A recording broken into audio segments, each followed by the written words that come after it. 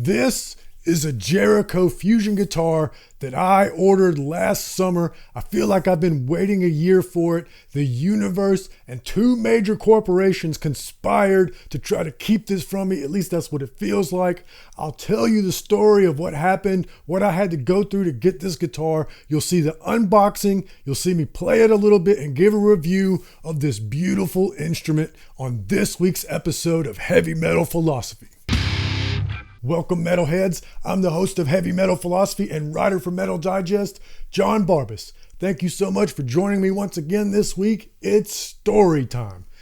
I have been wanting one of these guitars for a long time. I first saw advertisements for these beauties online several years ago, and I just was blown away by the look of the wood and the style of it. And I've always been attracted to Tellys, even though I'm mostly a Les Paul player. This guitar is a Telly that I built. I love the way that it sounds, but as I said, I'm mostly a Les Paul player, and so the neck feels really skinny in my hands. I wanted a Telly with that thick Les Paul neck. And that's why I found these attractive. Not only the look, but also it's got the Telly body style with a Les Paul neck. And I've wanted one for a long time, but for a good portion of my career, they were out of my budget.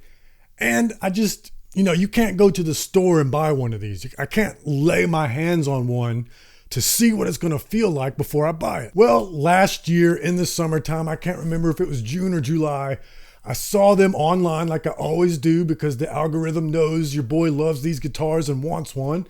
And they were having a big sale. They were doing their Black Friday prices early. And I was doing okay at that time. So I said, yeah, now's my chance. I'm going to get one. And I ordered it. And they said that shipping would be in January. So I was like, well, that's weird. That's a long time to wait. But okay, I'll wait. Well, January gets here. And I start thinking to myself, oh, I should start hearing about that guitar soon. I should have that guitar soon. I can't wait. Here comes January. I'm expecting to start getting emails about delivery happening soon or something to that effect. And then one day I'm scrolling on Facebook and I see this post from Jericho Guitars. Quote, "Without establishing any contact whatsoever, Gibson's team of lawyers shut down my brand, Jericho Guitars website, and attempted to stop me from hosting BaritoneGuitars.com and JerichoGuitars.com. They shut down my personal and business email. They shut off Jericho Guitars web hosting service. They forced me to remove every single one of my product listings offline before ever speaking a word or delivering me any letters of any kind ever. My business for this past week has been completely unable to accept orders, and after having switching hosting accounts, all of our sales history is totally inaccessible to me.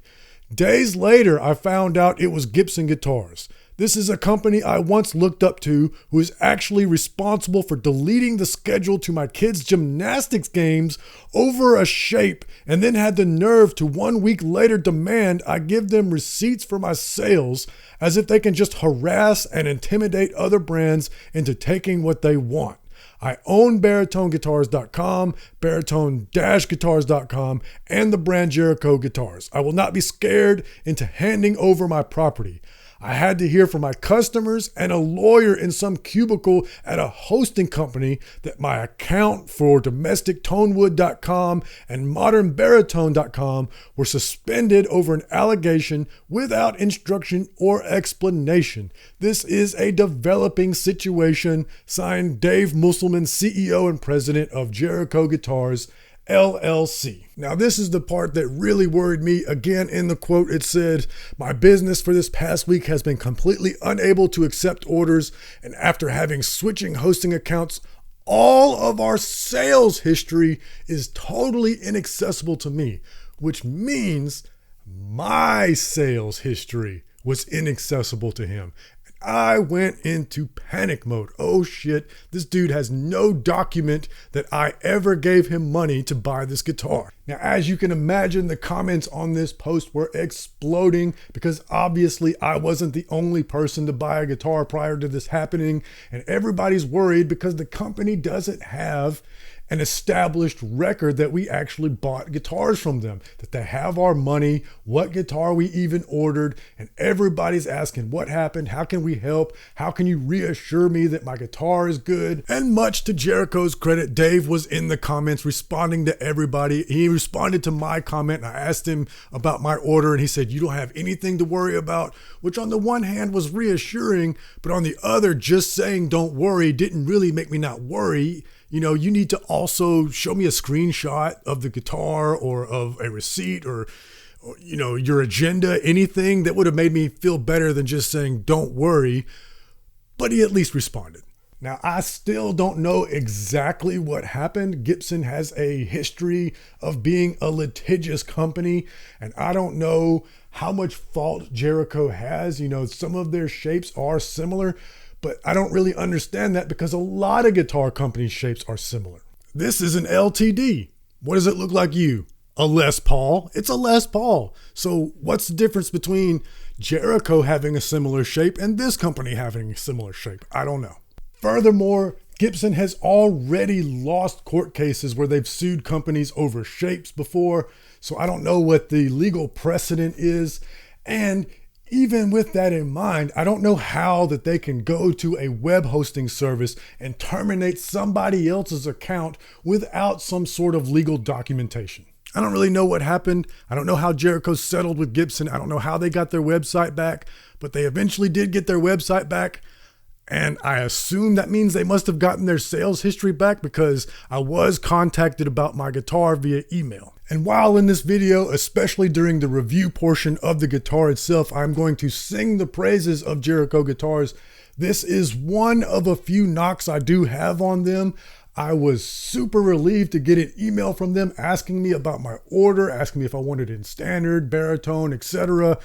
And I was so relieved. But when I emailed them back, I never got an email back. And I emailed the email account that I got the email from, which was Jericho Ops, or maybe it was ops@jericho.com. It was the Ops division. It wasn't Dave, the owner. It was somebody else. I forget their name. And plus, I don't want to put them on blast. Was emailing me about the guitar. And every time I would email back, I would never get a response. So eventually in February, I stopped emailing that account and I emailed the founder, the owner. I emailed Dave himself at Jericho Guitars, and he immediately responded and reassured me that my guitar was coming and everything was in order. He even told me like the status of some of the parts that they had to order. So I really appreciate that from Dave. But your people, Dave, they should have responded to me. I gave y'all a lot of money and all I wanted was to hear about my order. You know, both parties in this case are under some pretty extenuating circumstances. I understand for y'all, it must be insane having the biggest guitar company in the world or second biggest or whatever they are coming down on you, shutting down your whole business like that. It must have put everything into a state of chaos, and I definitely sympathize with that. But also, you know, think about me. I gave y'all all that money and all I want is a response emails like, this is the status of your guitar. This is the status of the thing that you paid for. And like I said, Dave was super cool about it. He was very responsive and I really appreciate that reassurance. It made me feel so much better and the guitar did come when he told me it would. I just don't understand why the staff that emailed me in the first place couldn't have also have told me that. But that's not the only big company that didn't want me to have this guitar, because in the beginning of April, I got an email from Jericho that says, we're shipping your guitars. We're back on track. And I was so happy. It says, you should get your guitar within a week or so. It's like, all right, yes, finally, Dave told me the truth. Dave never didn't tell me the truth. I'm just saying, everything was so crazy that I just didn't know what to think. It was chaos. So I was super reassured that what Dave told me in February was coming true in April. My guitar is supposed to ship next week. I'm so glad. And I get the email and it says it's coming via FedEx. Y'all, I've got bad experiences with FedEx. FedEx doesn't give a fuck about your stuff. I've seen them on the door camera many times when I lived in the city, just throwing my shit on the stoop without any care in the world. And The service is even worse now that I live out here in the cabin in the woods. So as I've said on the podcast many times, now I live out here in the woods in the middle of nowhere. I live in the foothills of the Appalachian Mountains. And so when you come through the woods to get to where I live, my driveway goes down into a valley. And then it's like a U shape. It goes back up the foothills. And my house is up on a hill in the woods. And I understand, because the first time I saw this property before we bought it, I looked down the driveway and it looks a little scary. You know, there's a ditch on either side of the driveway and there's no guardrails. It does look a little scary, but you know, once you drive it once or two times, you realize it's really no big deal at all. I ride my motorcycle up and down it, no problem. And living in the woods out here, we get deliveries all the time. We rely on deliveries because going to the city takes a long time. It's a pain in the ass. We just order everything that we possibly can outside of a few groceries that we get from a small town nearby. And y'all, UPS isn't scared to drive down my driveway. Let me tell you a quick story that's a little aside that illustrates the hilarity of it. I had the not so brilliant idea when we were moving. I said to my wife, you know, we've been wanting to upgrade our bed from a queen size bed to a king size bed for a long time. Now that we're moving, why don't we get rid of our bedroom suite, buy a new bedroom suite, and have it delivered to the new house? And then that way we don't have to move the bedroom suite. It will just be delivered for us. Well, what I didn't anticipate was this was during the pandemic and supply lines were all screwed up. So we didn't get our bed for months, and me and my wife slept on the floor for months. Anyway, the point of the story is the furniture company delivered the king size mattress eventually, and they saw the driveway even in their enormous truck, and they were too scared to come down the driveway. And so rather than skillfully driving the truck down the driveway, these dudes hand trucked a king size mattress down that hill and then back up it. I went down there. I was like, guys, I drive this driveway all the time. It would be so much easier to drive. So no, our truck won't make it. I'm like, my truck makes it. My truck's way smaller than yours. But nope. They would have rather have sweated in the Georgia summer heat, dragging the king size mattress on a pair of hand trucks. And there was nothing I could do to convince them. But like I said, UPS delivers all the time. And we've had deliveries before, and the delivery guy has called our phone and said, can I make it down your driveway? And my wife always tells him the same thing. I drove a 24-foot U-Haul down this driveway. You gonna let me whoop you? Well, that usually hurts their pride, and they go ahead and drive their truck down here, and they figure out it's really no big deal. It looks worse than it is. We've got plenty of room to turn around once you get near the house. You just can't see it because we live in the woods. And the point of all of this backstory is every time we order a delivery, if it comes UPS, they bring it right to the front porch and leave the package on the front porch or by the back gate or whatever. They bring it to the house. Anytime it comes FedEx, FedEx is too scared and they leave our package at the road. It doesn't matter if it's raining. My son orders records all the time and they'll leave a record just laying at the top of the driveway in the rain. FedEx doesn't give a fuck about your stuff. So when I saw that FedEx was delivering it, I was like, oh God, they're gonna leave my guitar at the top of the driveway to get hit by a passing by truck or get rained on or stolen, who knows, because FedEx sucks. Well, thankfully the delivery date fell on a Saturday and I was home. So I said, okay, good. I'll be here. It was raining that day, but I figured, it'll get rained on just a little bit. I'll walk up there and get it, no problem. Now, a special stipulation on the package is it says on the label that the package has to be signed for delivery. So I thought maybe that would change some things. I thought, well, maybe since this one has to be signed for, maybe the FedEx guy will actually drive down here. I didn't know if it was him being scared of the driveway or if it was him being scared of my dogs, because my dogs bark at the delivery people because they're good dogs. So I quickly figured out that it was the driveway because I saw through the window, through the woods, I saw the FedEx guy at the top of the driveway and I go, oh, cool, the FedEx guy's here. And he tried to come down, then he backed up. And then he turned around in the road, and then he just sat there for a while. I'm like, what is he doing? And then he started to back down the driveway. And I thought to myself, now that's scary. You know, it's not scary for me to drive down the driveway, even though there's a ditch, you know, that you could fall into on the side because I'm driving forward. But backing down with that ditch on the side, that's scary, especially in a big FedEx truck with those big blind spots. Like, what are you doing, dude?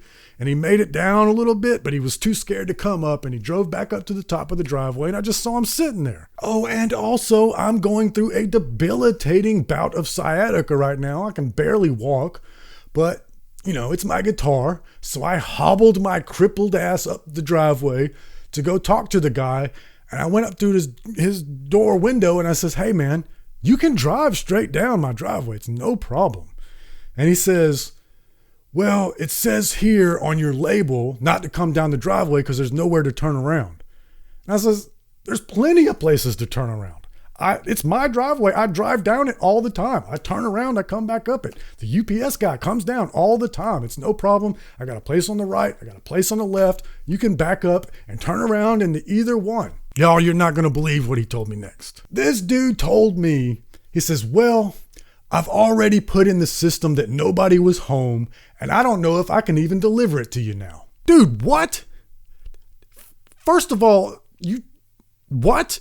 And second of all, you admitted that shit to me, you fucking coward? So you were so scared of my driveway that you lied in the system, and now you're telling me, even though I'm standing in front of your truck in the rain, that because you lied to the system, that you may not be able to give me my package? Are you serious? That is the cowardice and the ineptitude of FedEx. That is the amount of care that they have for you as a customer. I will choose UPS for my delivery any chance that it's an option, which unfortunately often it is not an option. Y'all, the United States Postal Service, which is a government agency, cares more about your stuff than FedEx does, and does a far superior job of delivering parcels than FedEx does. FedEx can suck it. He did his little things, punching the stuff into the system, and was able to give me the package after I signed for it. So, you know, all's well that ends well. But what would have happened if he hadn't have been able to do that? I mean, he obviously didn't care. He could have easily have said, oh well, and just drove off. Well, according to the system, I wasn't home. So what would have happened is I would have had to gone to a FedEx headquarters, which is nowhere near me, to get my stuff because he's too cowardly and inept at driving his truck to make it down a simple driveway, so much so that he was willing to lie about it. So yeah, that's how two major corporations did everything in their power to try to keep me from getting my guitar. Now, I know they didn't know that me, an individual John Barbas, had ordered this guitar, but it just feels like the universe was conspiring against me. It definitely wasn't fair to me. It definitely wasn't fair to Jericho. I hope everything works out in the future, because now we're going to review the guitar and you will see that this is a worthy builder. First off, and I'm not sure how I'm going to do this for your audio only listeners of the podcast, but here's some footage of me unboxing the guitar. All right. Jericho guitar unboxing. Where's the seam at? We're going to have to do some fast forwarding because I don't know where the seams are at.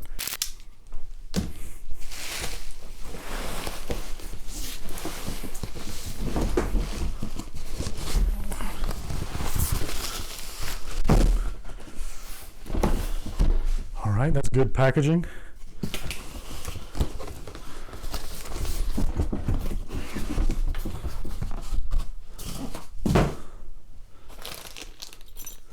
Comes with some Allen keys.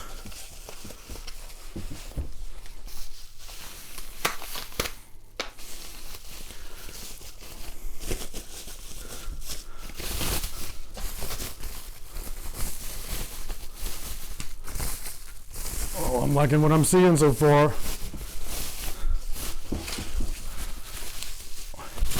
It felt really light when I picked the box up, which worried me.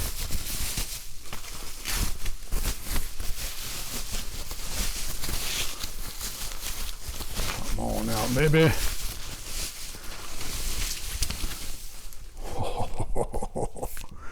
Look, they even put this little protective foam around the pickup selector. Oh, look at that beauty right there. Can you see this bridge right here? That's a solid bridge.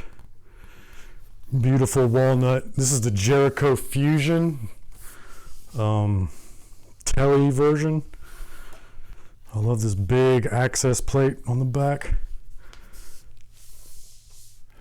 Beautiful headstock. I love that it's a 3 on each side headstock instead of the standard Telly 6 on one side. It's got a Les Paul feeling neck, but on the Telly body. Dual humbuckers. One of these knobs should change the humbuckers from single to humbucking, so it's got the possibility of being a single coil.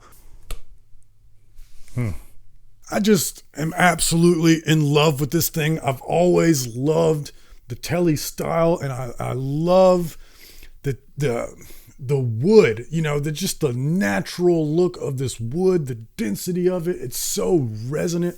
And as I said earlier in the episode, I really want this wider Les Paul neck. I don't like the skinny Fender necks. That's just a personal preference thing. But it's not just the look. There's some features on this guitar that I've always found very attractive. I'm going to show them to you now. I love these locking tuners. I've had a lot of different locking tuners in my career, but these are actual locking tuners. The locking tuners I've had in the past have all had different mechanisms, and some work better than others. These work amazingly. You tune it, and then first of all, you have to loosen the lock, then you tune it, and then you just screw the lock back in, and it is locked. Let me tell you, one of my first impressions of this guitar was I picked it up and I strummed an A chord, and it was in tune. Out of the box, after all the abuse I can only imagine it suffered at the hands of FedEx, after whatever temperature changes it went through in the back of a truck, in the southern humidity, and this time of year, it's always fluctuating between, the heat of the 7th layer of hell and, 30 degrees. So I can only imagine what that does to a wooden instrument, and I got it right out of the box and was able to strum an A chord because these locking tuners work. And not only does it have the 2 pickups with the pickup selector that I'm used to with the Les Paul with the individual tone knobs, but also these tone knobs come out and it's actually a switch to change it from humbucker to single coil, which makes this a super versatile guitar, being able to do both neck and bridge as is usual, but also humbucker or single coil. And I absolutely adore this beefy pass-through bridge. The strings pass through the back, which just makes restringing it absolutely a breeze, which actually came in handy because there's one aspect I am going to knock Jericho for. It's not the biggest deal in the world, but I just wanted to change tunings, away from standard, and the E and the B string both popped out of the tuning keys when I did that the moment I touched them, because there just wasn't enough slack in the strings. I mean, they were just barely long enough to go through the hole and be tuned to standard. So when I changed the tuning, they just popped right out, and there was no getting them back in there because they just cut too much excess off of the strings when whoever set this guitar up strung it and cut the strings to length, which, it's no big deal. I'm a professional. I've got piles of strings lying around. So I replaced the B and the E string. And like I said, this bridge makes it so easy. I just popped them on there. And, normally you go through a stretch phase with the B and the E string, but these locking tuners, just right away, they're right there where they're supposed to be. So I am just in love with this. I'm a Les Paul player at heart. I will always love my Les Pauls, but this is quickly becoming one of my favorite guitars that I own. And it sounds great. So I'll just play a couple of riffs for you and you can hear what it sounds like.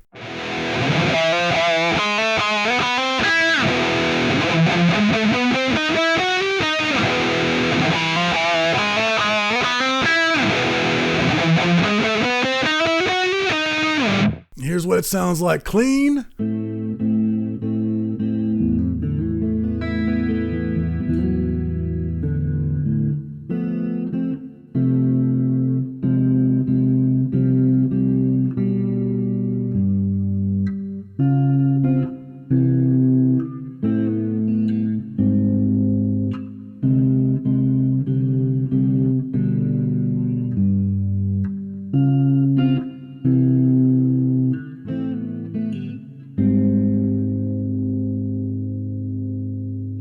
So, when it comes to reviews, the real question is, would I buy another one? Well, your boy doesn't have a whole lot of money to begin with.